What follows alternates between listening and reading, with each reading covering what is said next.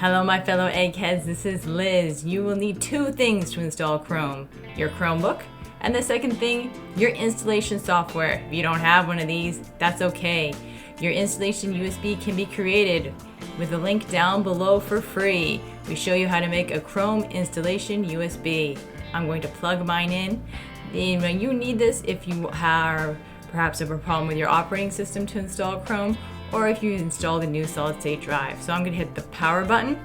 This is the screen we will need to start the process. If at this point you've unplugged your USB, please make sure to plug it back in. You'll need it.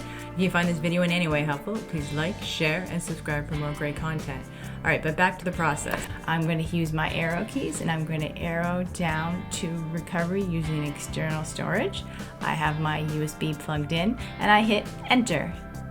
You can also try using it with your internet connection, but that is harder. Now I'm hitting next on all these, and I keep going. It doesn't seem to realize my USB is there, so I'm gonna plug it in again. Ugh.